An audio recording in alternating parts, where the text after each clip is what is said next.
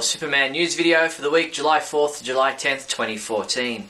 Our top news stories in this week's Speeding Bulletin include a fake Batman v Superman script creates stir, DC's decision over the use of the S symbol on a murdered boy's memorial statue, and Brandon Routh is cast to play the Atom. Let's check out these stories and more in this week's Speeding Bulletin. In movie news, with the release of the first photo of Henry Cavill as Superman for Batman v Superman Dawn of Justice last week, eagle-eyed fans have been spotting the differences between this new costume and the one seen in Man of Steel. Using the cover image for the March 2013 edition of Empire magazine, which featured Henry Cavill in the Superman costume for Man of Steel standing in a very similar pose from a very similar angle, we did a side-by-side comparison with the new image to point out the various changes in the costume's design. Check out the full article on July 4th at our website now. There was a rumour doing the rounds this week claiming that Warner Brothers and Zack Snyder commissioned Kevin Smith to write a fake Batman v Superman script, which they leaked to various movie news sites to throw them off the scent of the real script for the film. While a fake script has been doing the rounds, Kevin Smith, via his own blog, revealed that there is no truth to the rumour at all that he was involved. However, last week's report from Latino Review claiming that we'd see Amanda Waller, Morgan Edge, Victor Zsasz and David Kane in the movie was not true. Seems Latino Review were fooled by the fake script and they pulled the news story from their website completely. Rumour has it that the house built near the lake at the vacant campgrounds off Cayley Road near Flint, Michigan could indeed be owned by Bruce Wayne and might be the location of the entrance to the Batcave for the upcoming movie. Meanwhile, YouofMuscle.com reports that locals in and around filming in Detroit have heard about casting going on for 60-odd speaking roles in the movie. Zack Snyder is working directly with a local casting agency targeting Metro Detroit talent, and some of the 60 roles have already been filled. Another report this week came from BleedingCool.com, who claims inside sources tell them that Doomsday may appear in the upcoming movie. Supposedly they've seen character designs for Doomsday, but we'll have to wait and see if this one proves to be true or not. Fans wanting their favourite TV superheroes to make the leap to the big screen is nothing new, but Arrow fans had their hopes dashed this week when Stephen Amell, the star of the hit TV series, quashed rumours trying to place his character of Green Arrow on the big screen alongside other DC superheroes like Superman and Batman.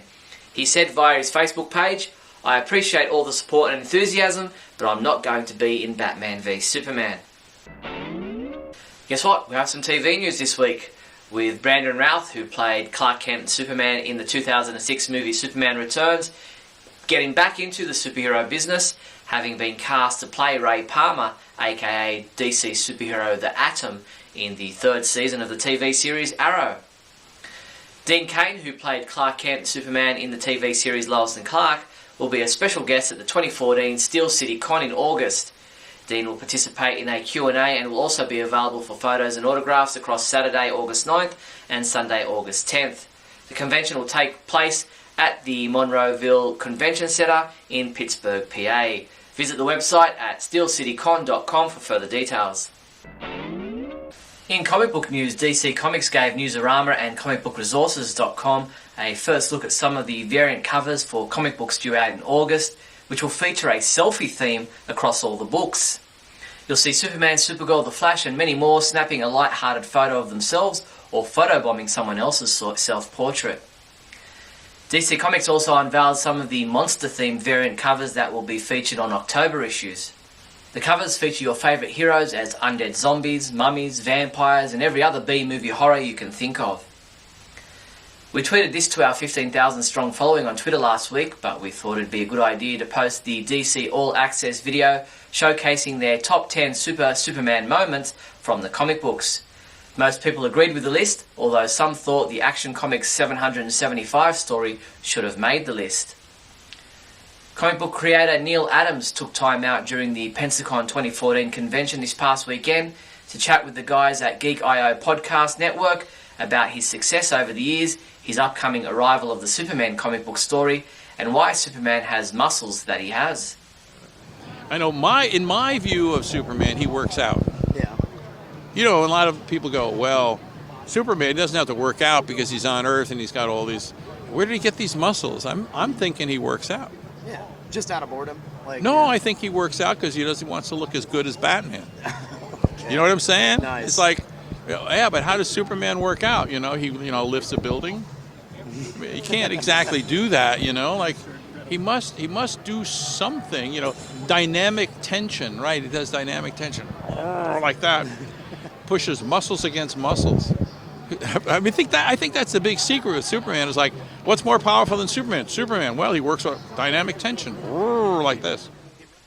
Comic books we reviewed this past week included Superman Unchained #7, which was reviewed by Matthew Ballinger, who said, was this issue worth all the delays? I say absolutely not, and he rated it a 2 out of 5. Michael Bailey reviewed Action Comics 33, saying, overall Superman Doomed has been a real joy to read, and this chapter was especially good, and he rated it a 4 out of 5. Earth 2 #25 was reviewed by T.A. Hewitt, who gave it a 4 out of 5, saying, Taylor may have given readers something that we haven't had in some time, true heroism and a true hero.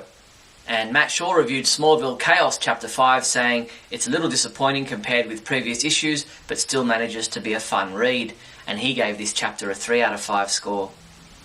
Superman comics available this week from July 9th include Infinite Crisis Chapter 8 digital comic has been available since July 7th. Injustice Year 2 Chapter 14 digital comic has been available since July 8th. Injustice Gods Among Us Year 2 #7 print edition. Justice League United #3, which is available in a variant cover, a variant Batman Anniversary cover, a Justice League Canada cover, and a digital combo pack. Smallville Season 11 Lantern #4 print edition. Superboy #33. Superman Wonder Woman #10, which is available in a variant Batman Anniversary cover, and a digital combo pack. World's Finest #25.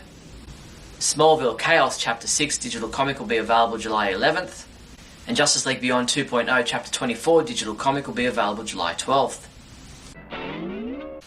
Count down the time until we next see Henry Cavill as Superman on the big screen with these cool looking Man of Steel watches. Grab yourself a Man of Steel Superman Shield watch, available in blue, silver, gold and stealth designs for $49.95. Or how about a Man of Steel Red Hope Limited Edition stainless steel watch, yours for $74.95. These and other impressive Man of Steel watches are available from your one-stop Superman shop, the Superman homepage online store at supermanhomepage.com/shop.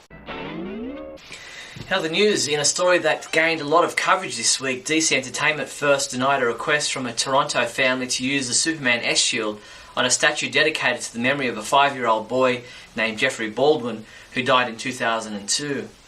On Wednesday, DC released a statement saying that after verifying the support of appropriate family members, it is allowing the statue to go ahead and feature the S logo. The statement stated, "We take each request seriously, and our heartfelt thoughts go out to the victims, the family, and those affected.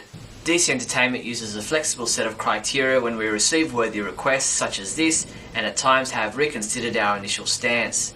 A great outcome for all. Well done." Book app producer Livo Books has paired up with Warner Bros. Consumer Products to offer kids and Superman enthusiasts a new type of storybook experience. Superman and Bizarro Save the Planet is a first-of-its-kind interactive book app that combines a timeless story with beautiful animation, sound effects, and engaging activities. Superman and Bizarro Save the Planet is available as a free download for iOS and Android devices in the US and Canada. The free version includes the first part of the story as well as a fun photo page with stickers. The full app, which unlocks the rest of the story and more exciting features, can be purchased for $3.99. The highly sought-after DC Comics multiverse action figures of Christopher Reeve's Superman and the Terrence Stamp General Zod are now available in the Superman homepage online store, but stock is limited, so be quick. I think the Christopher Reeve one is already sold out, so just check it out. Bear Cottage is launching Superhero Week to be held 21st to 25th of July to support terminally ill children and their families. Help lighten the load for their incredible patients and their families by becoming a superhero as well.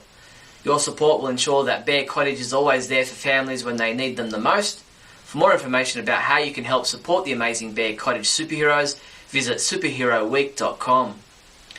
That's all the Superman news there was for the week July 4th to July 10th. I'm Steve Younis from supermanhomepage.com. Great Scott! Great Scott! Great Scott!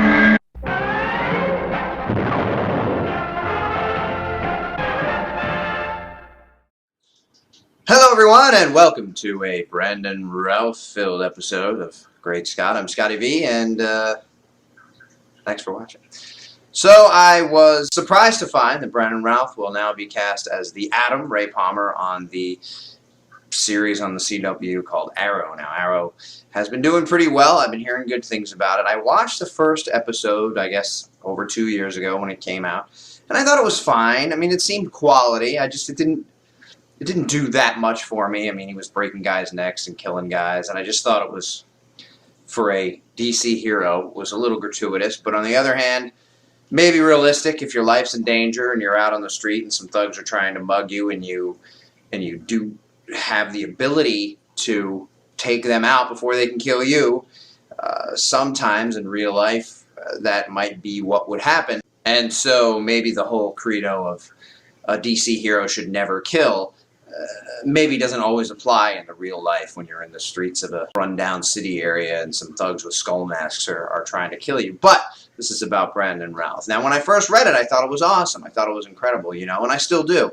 The idea that I guess he's going to be on 14 episodes, and I think shows nowadays are about 22, maybe 24. I'm not sure what Arrow is exactly, but that's well more than half of the season that he's going to be playing this character, the Atom. And it kind of reminded me of Arrow on Smallville.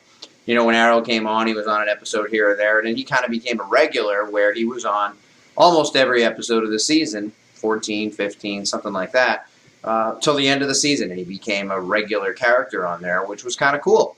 With Brandon Routh starting out right out of the gate, it sounds like he's going to be doing 14 episodes, and he's the Atom. You know, you look at some of the pictures of Ray Palmer, and certainly Brandon Routh has the facial structure to pull off Ray Palmer, and hopefully he'll be able to act on his own and kind of do his own thing and be this character, as opposed to what I think happened with Superman Returns, and that is he was mimicking and told to, and the whole movie was mimicking the Superman movies starring Christopher Reeve that were made, well, the first one made by Richard Donner and Richard Lester, that series, that idea, that feeling.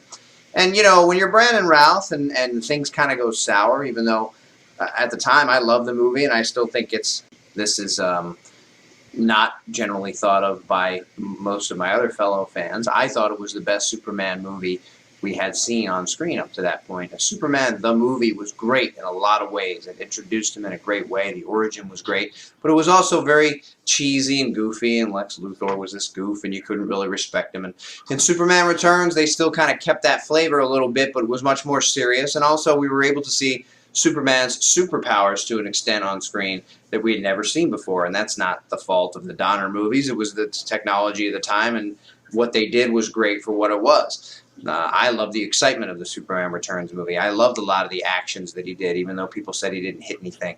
And that's what we got in Man of Steel, and people complain about that. So who knows, you know?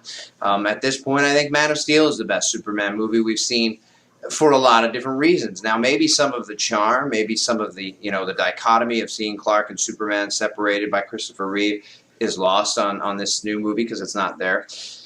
But with Brandon Routh, as an actor myself, albeit a very less successful actor than Brandon Routh even, when you go, you know, if I were cast as the Atom right now, I'd be thrilled. It'd be awesome. I'd be playing a superhero on a pretty big TV show for CW. And I'd be excited about it, and it's a 14-episode stint, and it's fantastic, and I'm sure he is. And he's been kind of working in small roles and guest starring roles, and since he stopped with Superman. But on the other side of that, if I had been an actor that was originally cast as Superman, my big shot, you know, I could be a star of a franchise. I could be Superman, the biggest superhero of all time for the next generation. I could be the Christopher Reeve of this generation. You know, I'll never be him, but I could be Superman, and kids will look up to me, and it'll be awesome. And now he's relegated to, oh, he's the guy who ruined a new Superman franchise, even though most fans don't blame him. Some do.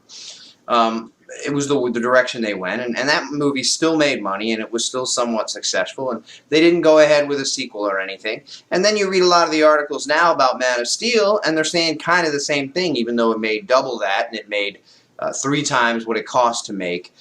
People talk about the marketing and things, and who knows what the exact number is. But if you're Brandon Routh, deep down inside, or maybe you tell your girlfriend or your wife or whoever, and you say, why him? Why not me? Why, you know, that movie wasn't received that well either. even though I personally thought it was really good. And you go, well, how come he was given a second shot? And it could be because the WB people said, we can't reboot Superman again. We can't take another 6 years off and start over again. This is it for Superman if we don't try and push this. So we really like Henry Cavill. We like Snyder. The movie didn't go the way we wanted it. Maybe we spent too much on marketing, whatever. We probably would have had a built-in audience anyway, and the movie's good, so let people see it. But instead, the rumors are they spent over $400 million on marketing, which was double what it cost to make the movie, and that then takes it into a -1 box office receipt. But then you're not talking about sales of toys or books or shirts or merchandise of any kind or DVDs or anything like that. And I'm not sure that that's the exact number, but Motley Fool and some other articles came out and said that that's what it was. The marketing budget, the production budget, was like $280 or something. But the same similar thing with Superman Returns, which only made back just about what it cost to make. So this, Man of Steel supposedly made 3 times what it cost to make. So then if you figure in marketing on that, then that was a big loss, I guess, for Superman Returns. But if you're Brandon Routh, you're going, I could have been Superman, and now I'm relegated to 10th tier superhero on a show about a 5th tier superhero on a network that's 10th tier from all the other networks, that's really a teen angst network. And how excited can I be? But on the other hand, you're an actor and you're working and you're getting to play a superhero. So I think it's a little bittersweet when I think about it. I'm happy I'm going to get to see him on there. I'm going to watch if I ever get caught up. I never did go back to Arrow, but people are telling me it's great. So I'd like to check it out. I think it's cool. Congratulations, Brandon Routh. I think it's awesome that you're working. As an actor, I'd like to be working, and you did get to play Superman, and I like the movie, and I'll always remember that you were Superman, even if it was just that one time. And I hope you enjoy your stint on Arrow, and maybe it'll spin off into something greater, or maybe you'll be on the remaining seasons of Arrow as well. Thanks for watching, everybody, and remember, always look up in the sky.